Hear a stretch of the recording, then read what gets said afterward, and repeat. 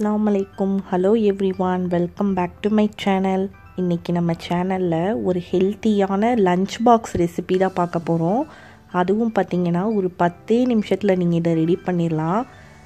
இந்த கீரை பிடிக்காத குழந்தைங்க கூட இந்த மாதிரி செஞ்சு கொடுத்தா ரொம்ப விரும்பி சாப்பிடுவாங்க. அதிக சத்துக்கள் நிறைந்த பாலக் பிரியாணி எப்படி டிஃப்ரெண்ட்டாக ரொம்ப டேஸ்ட்டாக செய்கிறதுன்றதை நம்ம வீடியோவில் பார்க்கலாம். வாங்க வீடியோக்குள்ளே போகலாம். நம்ம அடுப்பில் ஒரு குக்கர் வச்சுட்டு அதை ஹீட் பண்ணிடலாம். குக்கர் ஹீட் ஆனதுக்கப்புறம் 2 டேபிள் ஸ்பூன் நெய், 1 டேபிள் ஸ்பூன் போல் தேங்காய் எண்ணெய் கலந்து நான் வச்சுருந்தேன். அதை நம்ம இதில் ஆட் பண்ணிக்கலாம். சமையலுக்கு இதில் பார்த்திங்கன்னா தேங்காய் எண்ணெயும் நெய்யும் சேர்த்து செய்கிறதுனால இந்த பிரியாணி ரொம்ப சுவையாக இருக்கும். கண்டிப்பாக ட்ரை பண்ணுங்கள். இப்போ இது சூடாகிற வரைக்கும் நம்ம வெயிட் பண்ணலாம். நம்ம இன்றைக்கி குக்கரில் தான் பாலக் பிரியாணி ஈஸியாக செய்ய போகிறோம். நெய்யும் எண்ணெயும் நல்லா சூடானதுக்கப்புறம் 2 சின்ன பிரியாணி இலை, 2 சின்ன துண்டு பட்டை, 3-4 கிராம்பு, 2 ஏலக்காய் சேர்த்துக்கலாம். அதுக்கப்புறம் பார்த்திங்கன்னா ஒரு அரை டேபிள் ஸ்பூன் போல் பெருஞ்சீரகம் நம்ம இதில் சேர்த்துக்கலாம். ஃப்ரை ஆயிடுச்சு.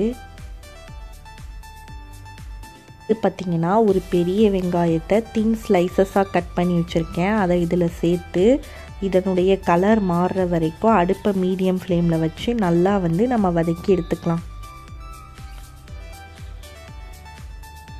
வதங்கிடுச்சு. இந்த டைமில் ஒரு சின்ன சைஸ் தக்காளியை பொடியாக கட் பண்ணி வச்சுருக்கேன். அதையும் நம்ம இதில் சேர்த்து நல்லா வதக்கி எடுத்துக்கலாம்.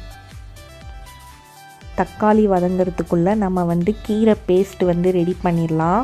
அதுக்கு நான் ஒரு கட்டு பாலக்கீரையை நல்லா கழுவி சுத்தம் பண்ணி எடுத்து வச்சுருக்கேன். அதை மிக்ஸி ஜாரில் தண்ணியை வடிச்சிட்டு நம்ம சேர்த்துக்கலாம்.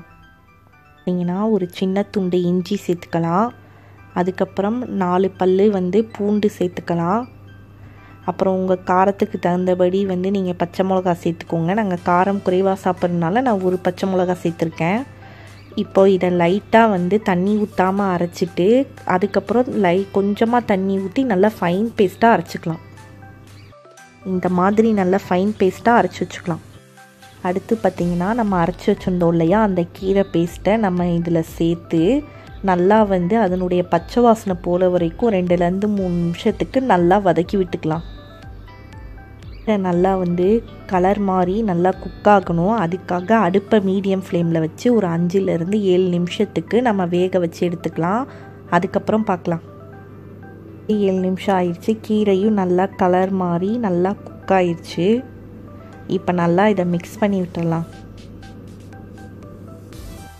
இந்த கப்பில் 1.25 கப்பு நான் பாஸ்மதி ரைஸ் எடுத்திருக்கேன். அதாவது இது 250 ml கப்பு. இதை நான் ஒரு 15 நிமிஷத்துக்கு நல்லா வாஷ் பண்ணி ஊற வச்சுருந்தேன் இந்த அரிசியை. இப்போ நம்ம அதை தண்ணியை வடிச்சிட்டு இதில் சேர்த்துக்கலாம். இந்த மாதிரி அரிசியை முன்னாடியே சேர்க்கறனால அந்த கீரையோட கலந்து அந்த டேஸ்ட் ரொம்ப நல்லாயிருக்கும். அதுக்காக இப்படி பண்ணுறோம். இந்த கீரையோட அந்த ரைஸ் நல்லா மிக்ஸ் ஆகிற மாதிரியும் அரிசி உடையாத மாதிரியும் நல்லா மிக்ஸ் பண்ணி விட்டுடலாம். இந்த மாதிரி பண்ணுறதுனால அந்த ரைஸ் பார்த்திங்கன்னா நீளமாகவும் கிடைக்கும் உங்களுக்கு. இப்போது இதுக்கு தேவையான அளவு தேங்காய் பால் சேர்த்துக்கலாம். 1 கப்புக்கு 1.5 கப்பு தான் கணக்கு.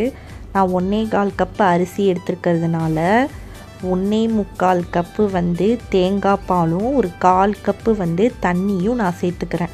மொத்தமாக 2 கப்பு நான் சேர்த்துருக்கேன். இந்த மாதிரி தேங்காய் பால் சேர்த்து செய்கிறதுனால அந்த கீரை பிரியாணி ரொம்ப சுவையாக இருக்கும். அப்புறம் பார்த்திங்கன்னா தேங்காய் பால் வயிற்றுக்கு ரொம்ப குளிர்ச்சி. இந்த கீரையோடு சேரும்போது அதோடைய சுவையும் ரொம்ப சூப்பராக இருக்கும். இப்போது நம்ம இதில் எல்லாத்தையுமே சேர்த்தாச்சு. சேர்த்ததுக்கப்புறம் ஒரு முறை நல்லா மிக்ஸ் பண்ணி விட்டுடலாம். இப்போது இந்த பிரியாணிக்கு தேவையான அளவு உப்பு சேர்த்துக்கலாம். உங்கள் சுவைக்கு தகுந்தபடி நீங்கள் உப்பு சேர்த்துக்கோங்க.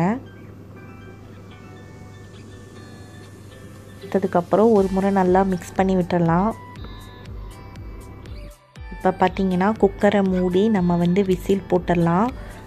ஏன் குக்கரில் அடுப்பை மீடியம் ஃப்ளேமில் வச்சு ஒரு 2 விசிலுக்கு விட்டால் நல்லா குக் ஆயிரும். உங்கள் குக்கருக்கு தகுந்தபடி நீங்கள் விசில் வச்சுக்கோங்க. இப்போ 2 விசிலுக்கு அப்புறம் எப்படி வந்திருக்குன்னு பார்க்கலாம். ப்ரெஷர்லாம் ரிலீஸ் ஆகிருச்சு. நம்ம இப்போ ஓப்பன் பண்ணிடலாம். மணக்க மணக்க உதிரியாக ரெடி ஆயிடுச்சு நம்மளுடைய பாலக்கீரை தேங்காய் பால் பிரியாணி. இது பார்த்திங்கன்னா குழந்தைங்கலேருந்து பெரியவங்க வரைக்கும் எல்லோரும் விரும்பி சாப்பிடுவாங்க. கீரை வேணான்னு சொல்கிற குழந்தைங்களுக்கு கூட நீங்கள் லஞ்ச் பாக்ஸ்க்கு இது கொடுத்து விட்டிங்கன்னா கண்டிப்பாக அந்த குழந்தைங்களோட லஞ்ச் பாக்ஸ் எம்டியாக தான் வரும். அந்த அளவுக்கு ரொம்ப சுவையாக இருக்கும். இதை வந்து வீட்டில் ட்ரை பண்ணிவிட்டு எப்படி வந்துச்சுன்னு எனக்கு கமெண்ட் பண்ணுங்கள். வேறு ஒரு வீடியோவில் நான் உங்களை சந்திக்கிறேன். லைக் பண்ணுங்கள், உங்கள் ஃப்ரெண்ட்ஸுக்கு என் வீடியோவை மறக்காமல் ஷேர் பண்ணுங்கள். நம்ம சேனலை சப்ஸ்கிரைப் பண்ணலன்னா மறக்காமல் சப்ஸ்கிரைப் பண்ணுங்கள். தேங்க்யூ.